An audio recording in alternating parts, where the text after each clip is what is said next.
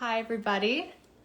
Welcome back to GolfPass, celebrating women in golf. I'm your host, Christine Solen, and tonight we have our guest, Hally Leadbetter, which we are very excited to chat with her about everything that she's doing in the golf industry and her new company. So,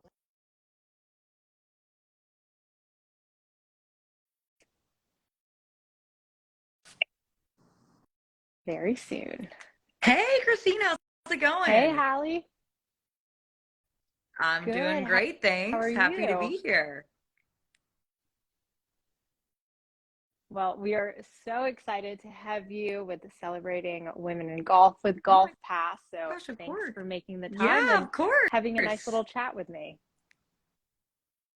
How was everything? Yeah. Hallie and I ran into each other the other weekend at Winter Park 9. How was Oh, everything it with was Alumni awesome. Weekend It with was really, Rollins? really cool. I mean, it was a really neat experience because I had never been to an alumni weekend, and then also the fact that we had golf teams from people that played on our Rollins women's golf team since the 60s. So, we had like Oh, people that had won back-to-back championships in the 90s, and it was just really, really neat to talk to all these women that had played golf at Rollins also. And it was, I mean, so different, like same but different in a way, like it was really, really cool to talk to all these ladies.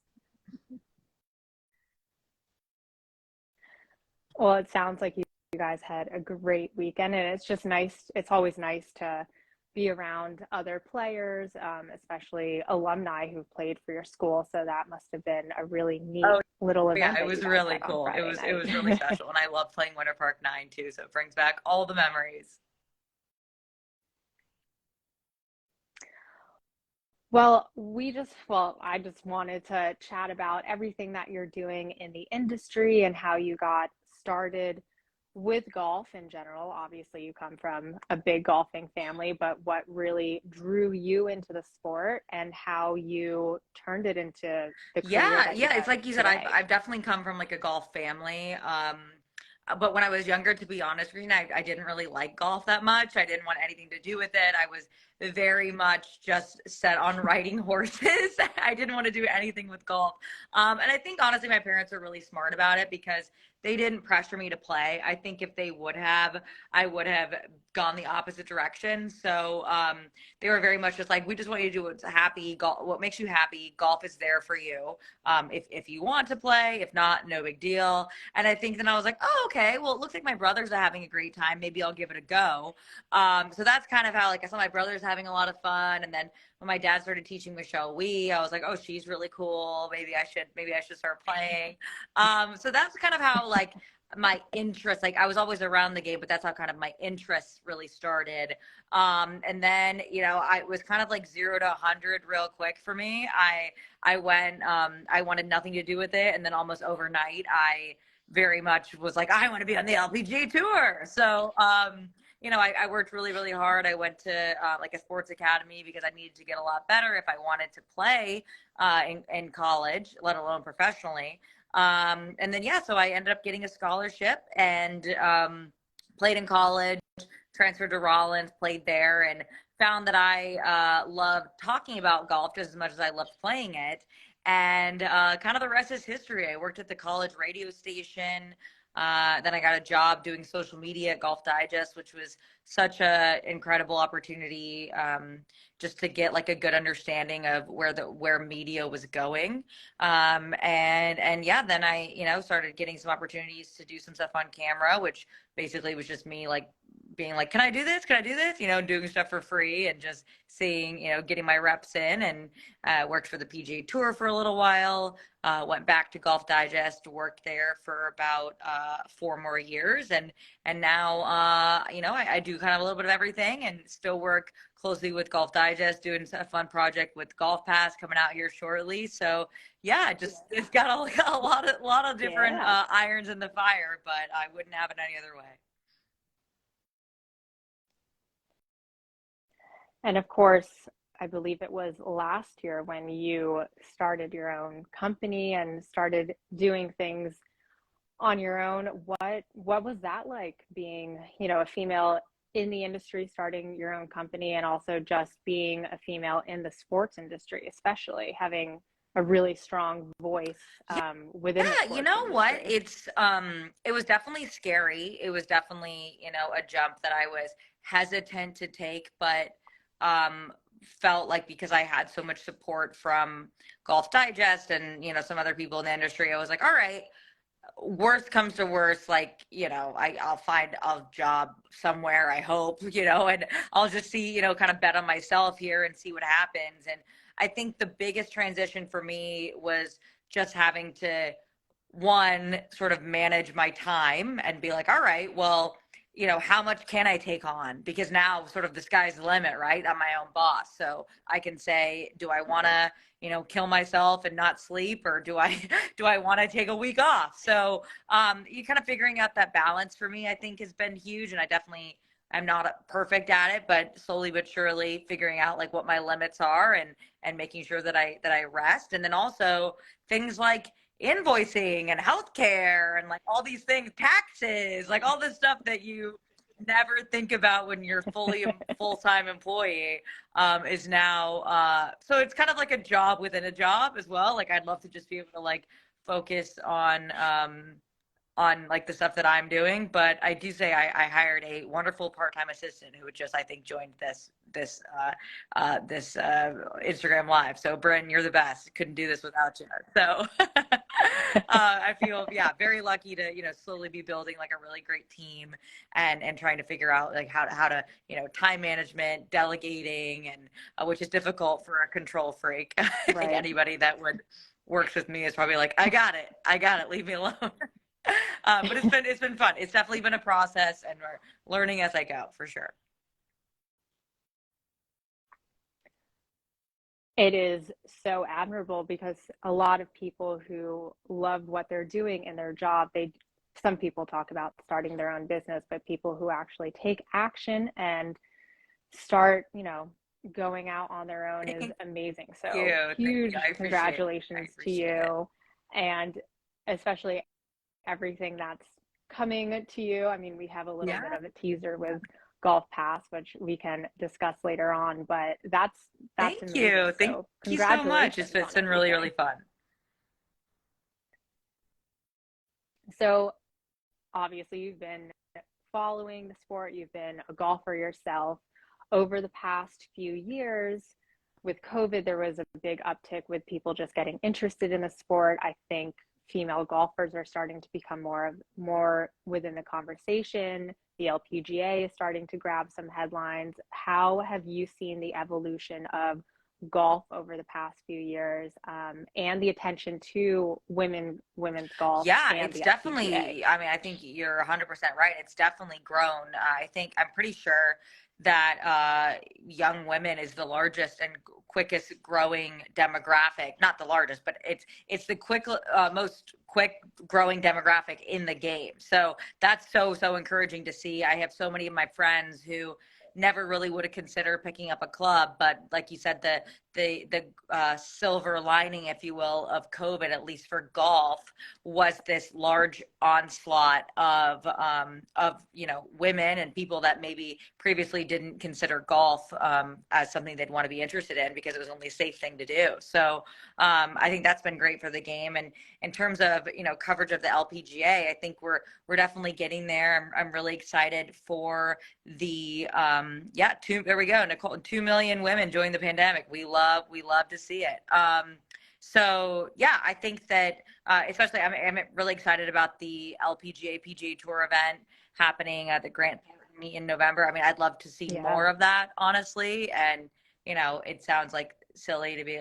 It's true though. It's kind of like about time, right? So I would love to see more of that. I'd love to see more PGA Tour players supporting their LPGA Tour counterparts, just whether it be encouragement on social media or going out to some of their events, potentially on their off weeks, because they all practice together down in Jupiter. Like they are friends. So, it'd be really cool to see a little bit more crossover there. But yeah, I think slowly but surely we are coming along. I think too with women's golf, the ability for them to be playing venues that the men play at, whether it be Pebble Beach, obviously, for the U.S. Women's Mm, Open. We've got Riviera for the U.S. Women's Open coming up here in a couple years. So I think stuff like that is really, really important for people that might be, naysayers that don't really say, they don't want to watch women's golf. I think putting them on the same venue is a right. nice way to sort of like start bridging that gap.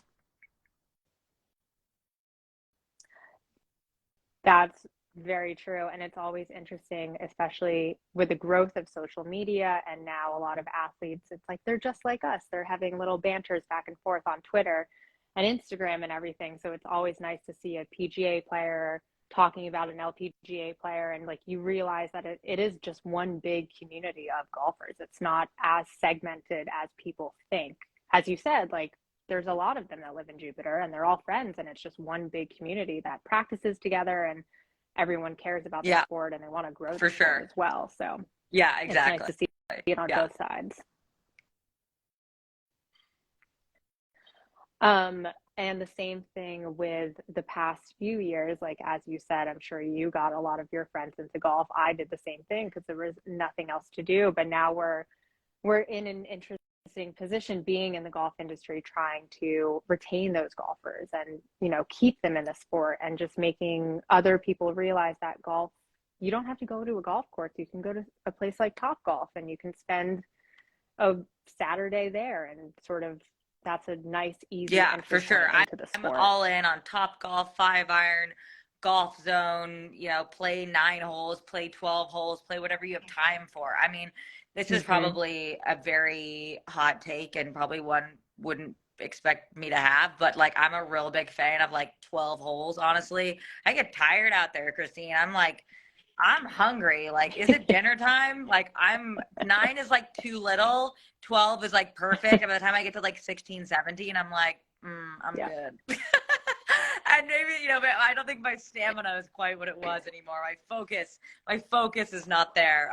So if I want to start playing in some tournaments again, I probably need to get over that. But, I'm just saying for somebody like myself who I love golf and I'm, 18 holes, it's kind of like, I'm like, I just think that we should like not shame people if they just want to play 9 or 12 holes.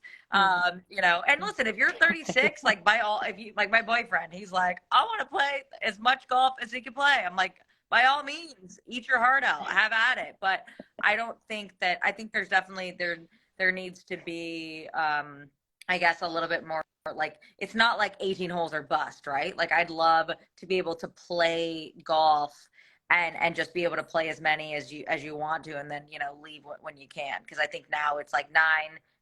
But if you normally when you play golf, like you have to play a full round, and people with children don't really have time for that, or people if it gets dark and daylight savings, like it's just 18 holes is a lot, and I think then people kind of get stuck at the range, and we all know that practicing on a range is definitely not the same thing as playing golf. So Yep. I'd love to see more people get on a golf course and Right. not be like, I need to play 18 holes. Like just play as many as you can and then leave.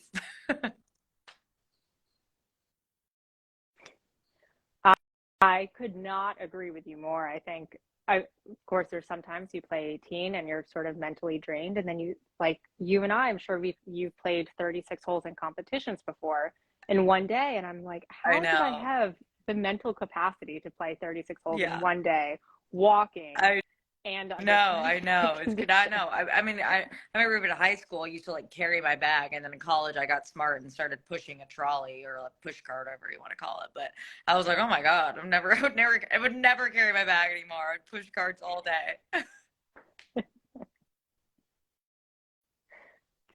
But I think that is a great point, that it's not always 18 holes. You can play 9 holes. You don't even have to have 14 clubs in your bag. Like there's so many different ways to For get sure. involved with the sport. And some people think golf is intimidating because it could take 4 hours, but you can just go out there and play a quick 9 holes with like 7 clubs in your bag and call it a day. And it's just a great way to get involved and get out there and Yeah, for just sure. go play a few holes. So Yeah, that is for a sure. very, very good point. Um, can you tell us a little bit about Golf Mostly, the podcast you have with Michelle Wie? How, as you guys have had some great guests, and it's been really fun to watch and tune in. Yeah, of course. How is Oh the my gosh, it's been podcast so much going? fun. I mean, Michelle and I have been looking to do something together for quite a while, and we had never lived in the same place ever. When I lived in Florida, I lived on the West Coast. She Ah, lived down in Jupiter. Then she moved to San Francisco. I moved to New York City, and now we both live in LA. She'll if she would actually correct me and say I live in Orange County now, which is true. I do, but we still live a lot closer than we ever did. And we were looking for something fun to do. She's obviously entering the next stage of her career as a mom and a businesswoman. And I'm obviously in this freelance journey. So it's been really cool that, kind of the stars aligned for us. And we said, all right, what's something that we can do kind of on our own terms and be our own bosses and sort of make something come to life that's really our own. And I, with my former kind of, like, I've done some podcast stuff for Golf Digest, and Michelle obviously has the most amazing Rolodex of really incredible athletes and celebrities that we can reach out to and talk to. So yeah, we have season 1 of the books. We just finished, well, we got a couple more here, but we just finished recording, about to finish recording season 2 of the podcast, and then we'll be releasing it the week after the Masters. We'll get rolling there with season 2. So very, very excited about that. that is wild that you guys Yeah, are already on thanks. season I two. know Congrats. it's just difficult with both of our schedules. We have to kind of figure out when we can record. So we thought that was kind of like the best model for us, was just kind of batching them and, sort of hunkering down in LA and recording as many as we could in a couple weeks time frame. And then working with our producer, Chris Brandt, to edit them all together and package them up. And then, we can kind of go on our, do trips and do whatever else we need to do for work in the meantime. So it worked out. It worked out nicely. Well, that is very exciting. We'll be sure Yeah, to tune week in. You after the said after Masters, the we'll be Masters for launching season season 2. 2. Perfect. Very nice. So a little bit of a teaser. In May, you have Yeah. something special coming up with GolfPass. Can you give our audience just a little bit of Yeah, what they have to I've been look working forward really to? hard with the team at GolfPass for a new golf show that's coming out. I hoping that people will like it. I think they will. I was actually talking to someone yesterday. I mean, we've been watching these videos that we've shot over and over and over again. And when you like repeat a word to yourself multiple times and you're like, is that even a word? Like, you'll be like, tomato. Like you're like, I don't know what I'm saying anymore. That's how I feel after watching these videos, like Like, over and over and over again, because it was really cool. We had a team of women that played very high level golf along with a team of comedians working together on writing these scripts for various sketches and monologues. And then we shot them over a couple very weeks. cool. And now we're wrapping up the editing, so I'm very, very excited for people to see what we made. I think it's funny, and I think we might rub some people the wrong way. We might ruffle a few feathers, but I think overall I think people will enjoy it. Ruffling a few feathers Yes, is always, that's entertainment. So why not? Well, I'm very excited to see. I haven't seen any sneak peeks in the office. So I'm excited thank for the launch in you. May. Yeah, I'm That'll be pumped. really I'm really fun. excited for people to see it.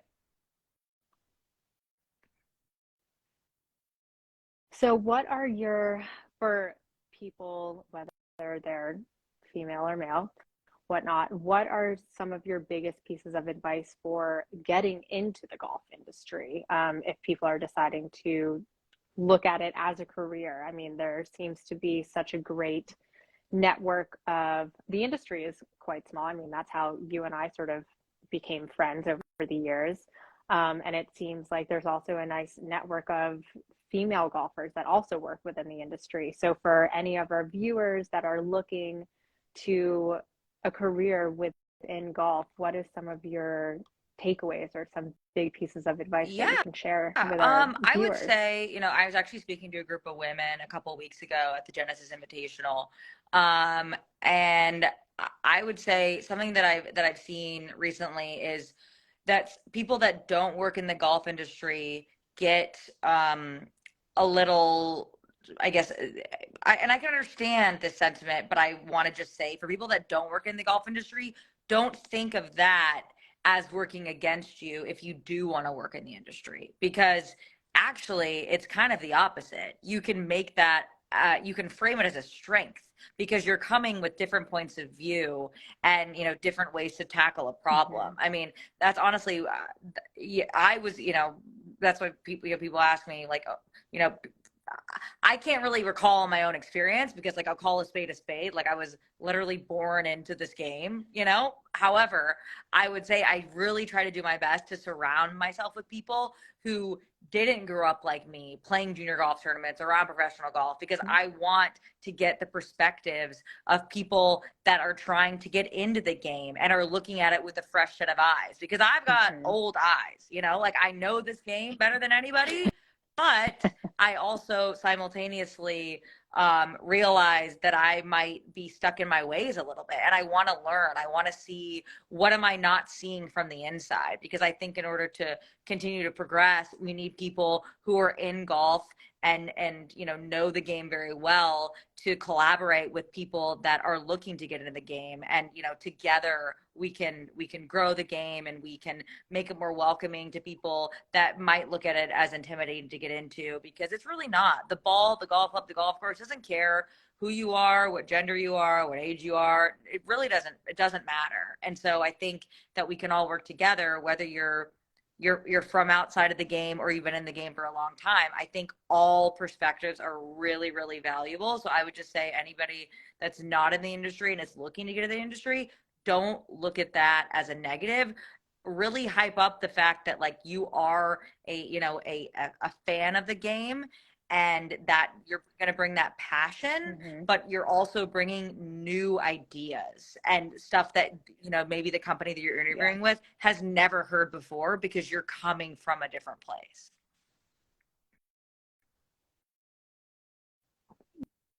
That is great piece of advice, because that's really true. I mean, the evolution of golf through the past few years has been tremendous. So when it comes to the new influx of people just learning about the sport, they bring a whole new perspective about how they look at the sport, how they want to play golf.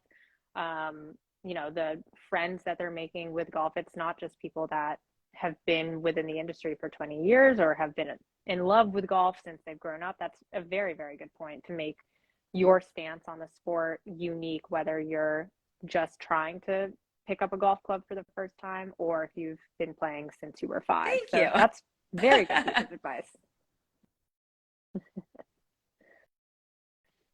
So what are your, you know, this is a big question, but what are your hopes for the future of women's golf? Obviously, we have the girls playing up in Augusta right now, which is a fantastic coverage to watch for the weekend and the upcoming days. But where do you see the future of women's golf going, whether it's on a collegiate level of more women wanting to play at the college level, or the growth of the LPGA over the next few years? What are your hopes for? I definitely would love, like I kind of mentioned before, I would love to see some more LPGA PGA Tour collaboration amongst like the actual governing bodies, and then also just amongst the players as well, like more support, more, you know, symbiosis between the PGA Tour and LPGA Tour players, I think would be really cool, and honestly beneficial for the men as well to get, you know, there's so many incredible personalities on the LPGA Tour. So to, you know, put a few of those women around the guys, I think it would make for some really, really incredible content. So like I said, I'm really pumped for that event, and I think that we can only, you know, only more of that is good.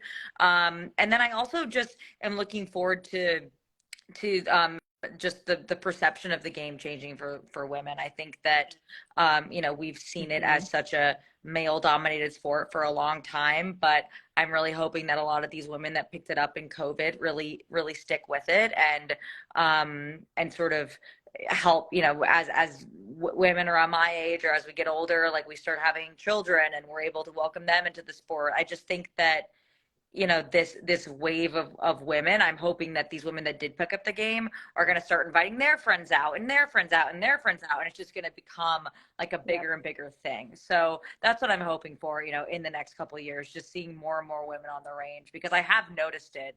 And I'd like to just see, I'd like to just look down the range and not see one woman and be like, oh, we're out here together. Just like it'd be really, really cool to see more and more. So that's what I'm hoping for. That is very true. Even here, like in a lot of the courses around the area, they're starting like little women's leagues, or just the fundamentals of golf for like 15 or 20 women in the local area. So I've definitely seen the evolution as well. But I'm pretty sure that will hold true for the next few years as golf starts to become a very popular sport, and hopefully we can hang on to the as long as the new pickleball audience doesn't that take over. we got over the next Pickleball is coming for us. Everyone's obsessed with pickleball. It'll be the battle exactly, between pickleball and golf. Well, thank you so much for your time. We really appreciate it. I know that you're very busy and traveling all over the place, but thanks for spending time with us. So just a little plug in. So we have your season 2 podcast coming out after the Masters, and then we have your series coming out with GolfPass in May. So I'm sure everyone who's watching, there will be little teasers here and there, but be sure to mark their calendars for May. Thank you so much, Christine. And it was great to see you a couple days ago.